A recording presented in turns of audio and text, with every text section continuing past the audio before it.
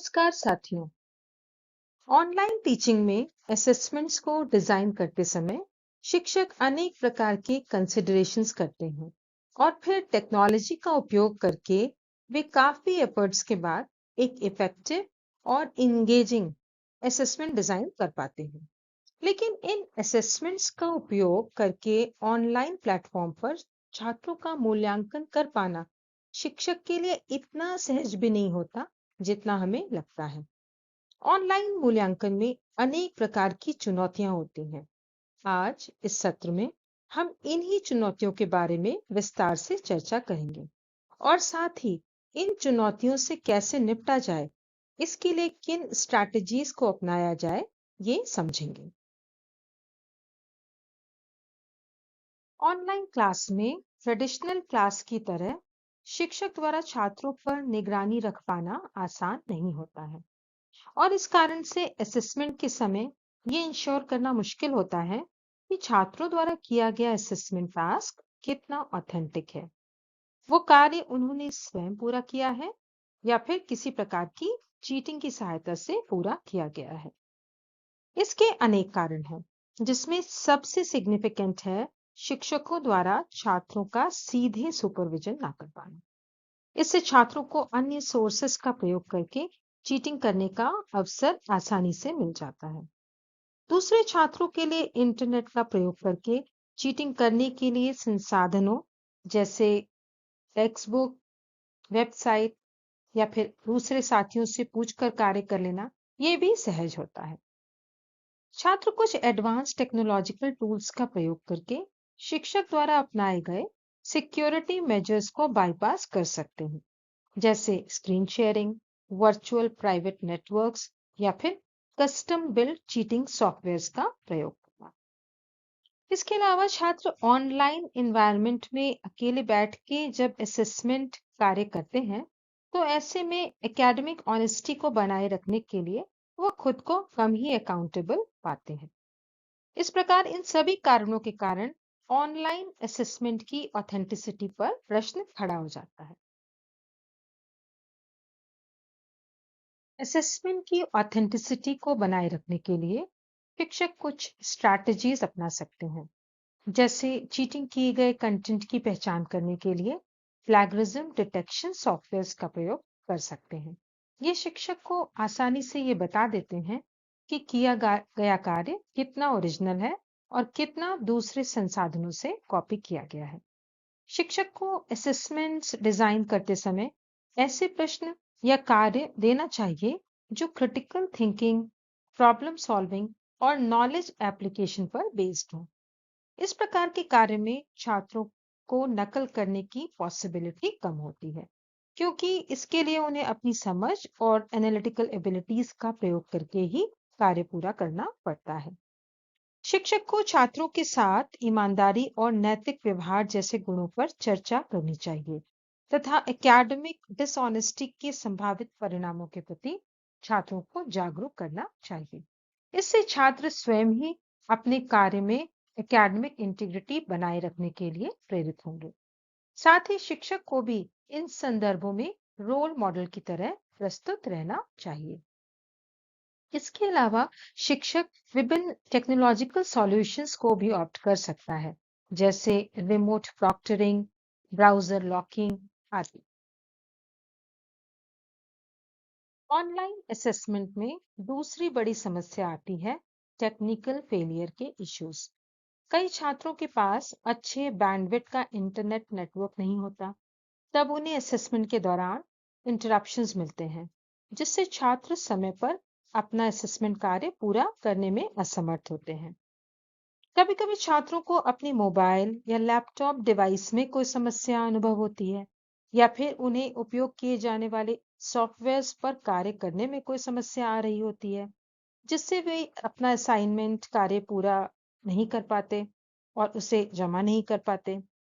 कभी-कभी server down या assessment platform के टेक्निकल प्रॉब्लम्स के कारण असेसमेंट में बाधा आती है। परिणाम स्वरूप छात्र अपने असेसमेंट को एक्सेस नहीं कर पाते, पूरा नहीं कर पाते या फिर पूरा करने के बाद सबमिट नहीं कर पाते।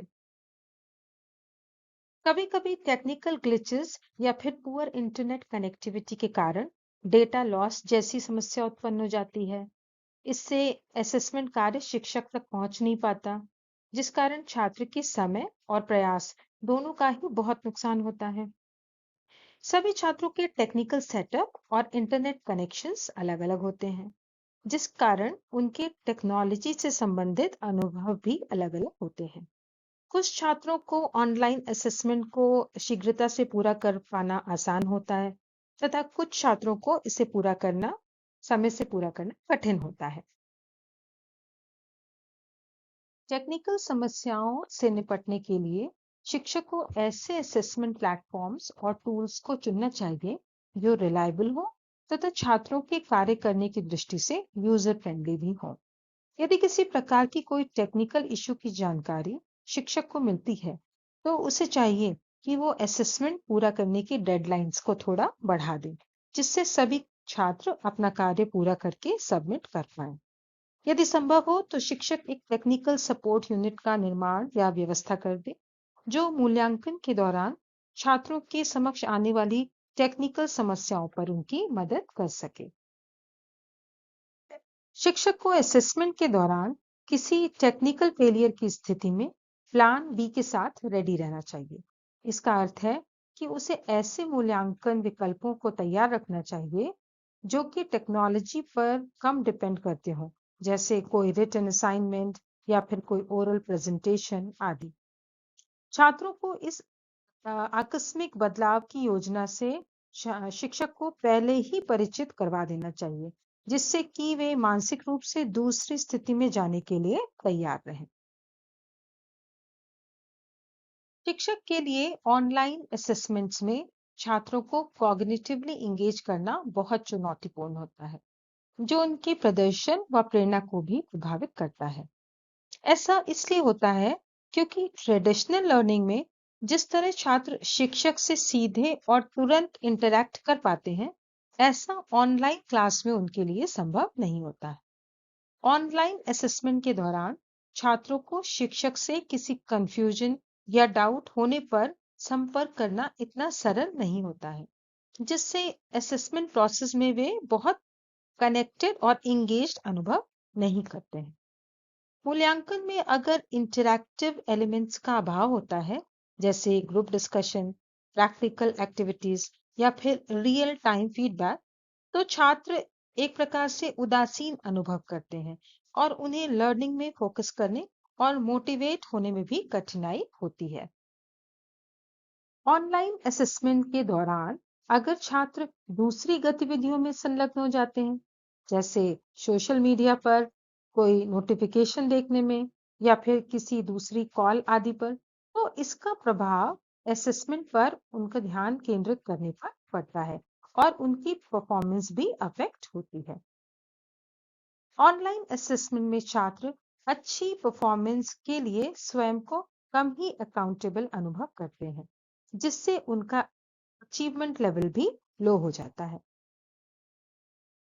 इन समस्याओं से निपटने के लिए आवश्यक है कि शिक्षक असेसमेंट को इंटरैक्टिव और इंगेजिंग डिजाइन करें, जिससे छात्रों की उसमें सक्रिय भागीदारी हो और वे चिंतन के द्वारा अपने कार्य पर अधिक फोकस कर सकें। इसलिए सिंपल टूल्स के स्थान पर ऐसे ऑनलाइन टूल्स और प्लेटफॉर्म्स को चुनना चाहिए जिसमें इंटरैक्टिव एलिमेंट्स को ऐड करने की सुविधा हो। इसके साथ ही ऑडियो, वीडियो, ग्राफिक्स आदि मल्टीमीडिया कंटेंट को भी असेसमेंट में सम्मिलित करके छात्रों के लर्निंग एक्सपीरियंसेस को मल्टी डायमेंशनल बनाया जा सकता है। कोलैबोरेटिव एक्टिविटी के माध्यम से असेसमेंट में छात्रों को सहयोग और पीयर इंटरैक्शन द्वारा सिखाने के अवसर दिए जाते हैं।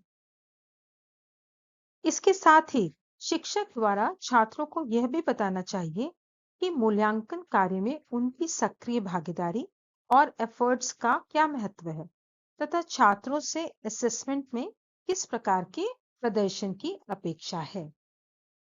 इक्विटी इशू तब आता है जब सभी छात्रों तक टेक्नोलॉजी और इंटरनेट की पहुंच में असमानता होती है। इसके कारण हो सकते हैं कि किन्हीं छात्रों के पास ऑनलाइन असेसमेंट के लिए डिजिटल डिवाइस नहीं है, कुछ के डिवाइस खराब हो गए हैं। ये कारण उनकी ऑनलाइन असेसमेंट में भाग लेने की क्षमता में बाधा डालते हैं। कम आय वाले परिवारों में वित्तीय बाधाओं के कारण मोबाइल, लैपटॉप या कंप्यूटर उपकरणों का खर्च वहन करना संभव नहीं हो पाता है। इसके अतिरिक्त सभी छात्रों में टेक्नोलॉजी को एक्सेस करने की कुशलता भी समान नहीं होती है। ये सभी कारण इक्विटी या इक्वल एक्सेस में बाधा डालते हैं। इक्विटी इश्यू से निपटने के लिए शिक्षक को चाहिए कि वो टेक्नोलॉजी तक सीमित पहुंच वाले छात्रों के लिए वैकल्पिक मूल्यांकन का प्रबंध करें। जिन छात्रों के पास इंटरनेट की सुविधा नहीं है, उनको स्कूल परिसर में ही ऐसे स्थान तक पहुंचाए जहां उन्हें फ्री वाईफाई प्राप्त हो सके। कम टेक्निकल कुशलता वाले छात्रों को ऑनलाइन लर्निंग से पहले बेसिक टेक्निकल्स स्किल को सिखाए। इस प्रकार इस मॉड्यूल में हमने सीखा कि शिक्षक किस प्रकार एक प्रभावी ऑनलाइन असेसमेंट डिजाइन कर सकता है, किस प्रकार वो रूब्रिक्स, क्विज, पीयर रिव्यू और फीडबैक को मैनेज कर सकता है, तथा किस प्रकार ऑनलाइन असेसमेंट में आने वाली बाधाओं से वो कुशलतापूर्वक निपट सकता है। आशा है आप इन सभी बातों को अपने छात्रों के लिए एक इंटरैक्टिव और इंगेजिंग ऑनलाइन असेसमेंट बनाते वक्त प्रयोग करेंगे। धन्यवाद।